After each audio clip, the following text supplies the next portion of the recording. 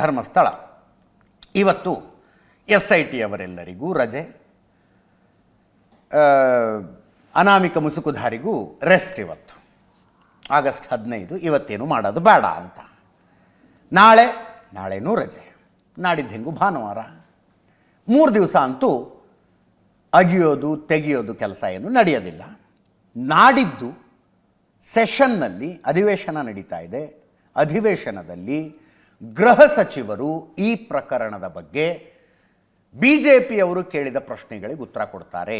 ಅರ್ಥಾತ್ ಇದನ್ನು ಇಂಟಿರಿಮ್ ರಿಪೋರ್ಟ್ ಅಂತೀರೋ ಏನಂತೀರೋ ಗೊತ್ತಿಲ್ಲ, ಒಂದು ರಿಪೋರ್ಟನ್ನಂತೂ ಸಬ್ಮಿಟ್ ಮಾಡ್ತಾರೆ. ಏನಾಗಿದೆ ಈ ಪ್ರಕರಣದಲ್ಲಿ ಇನ್ನೂ ತನಕದ ಅನ್ನುವ ವರದಿಯನ್ನು ಗೃಹ ಸಚಿವರು ಸೋಮವಾರ ಬೆಳಗ್ಗೆ ಸೆಷನ್ನಲ್ಲಿ ಕೊಡ್ತಾರೆ. ಅದರ ಬಗ್ಗೆ ಎಲ್ಲರಿಗೂ ಕುತೂಹಲ.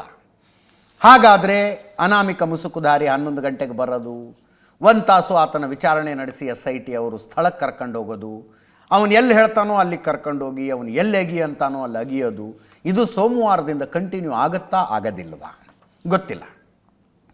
ಅಂತಿಮವಾಗಿ SIT ಅಧಿಕಾರಿಗಳ ಸಲಹೆ ಮತ್ತು ಸೂಚನೆಯ ಆಧಾರದ ಮೇಲೆ ಗೃಹ ಸಚಿವರು ಅಧಿವೇಶನದಲ್ಲಿ ಅದು ಏನು ಘೋಷಣೆ ಮಾಡ್ತಾರೆ ಅನ್ನೋದನ್ನು ನೋಡಬೇಕು.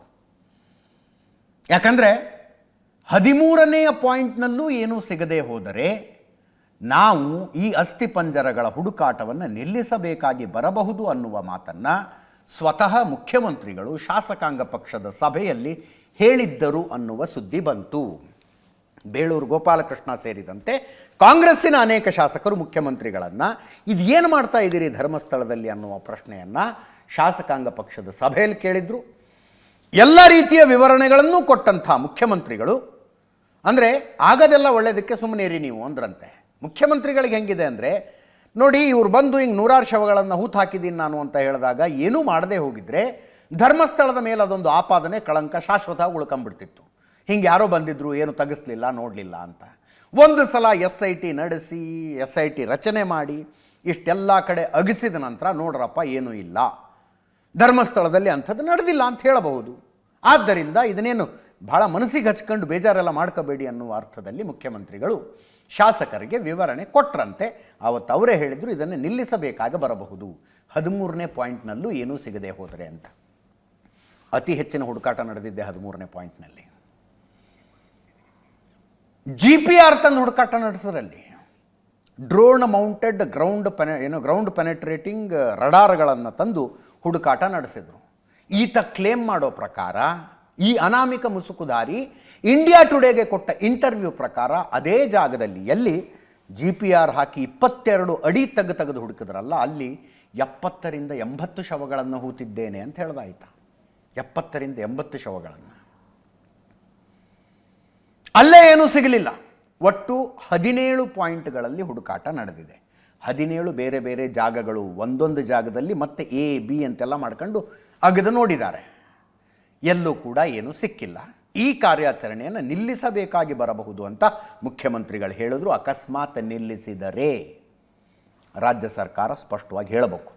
ಯಾರ್ದಾರು ಒತ್ತಡಕ್ಕೆ ಬಿದ್ದು ನಿಲ್ಲಿಸಿದ್ರಾ, ಯಾರಾದರೂ ಪ್ರಭಾವ ಬೀರಿ ಅರ್ಧಕ್ಕೆ ಕಾರ್ಯಾಚರಣೆಯನ್ನು ನಿಲ್ಲಿಸೋ ಹಂಗೆ ಮಾಡಿದ್ರಾ, ನಿಲ್ಲಿಸುವ ನಿರ್ಧಾರ ಯಾಕೆ ತೆಗೆದುಕೊಳ್ಳಲಾಗಿತ್ತು ಅನ್ನೋದನ್ನು ರಾಜ್ಯ ಸರ್ಕಾರ ಹೇಳಬೇಕಾಗತ್ತೆ.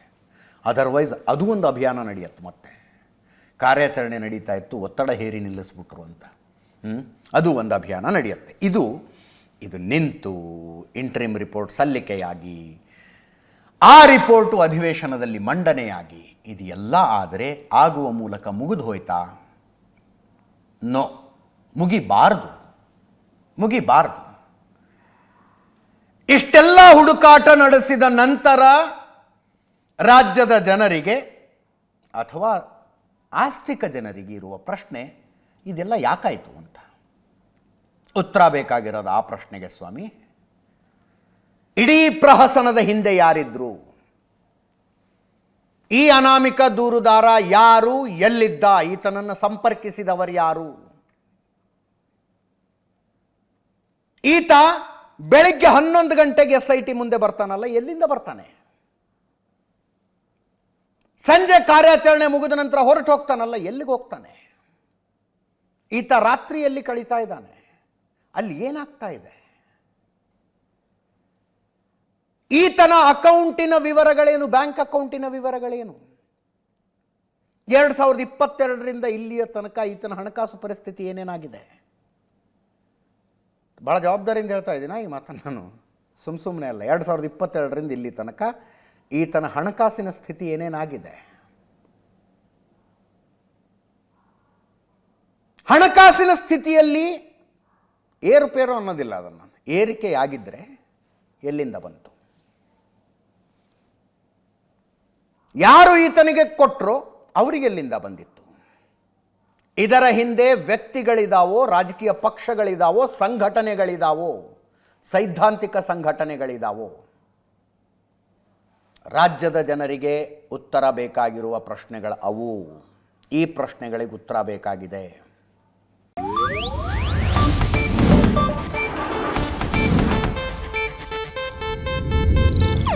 ಇದು ಏಷ್ಯಾನೆಟ್ ನ್ಯೂಸ್ ನೆಟ್ವರ್ಕ್ ಪ್ರಸ್ತುತಿ.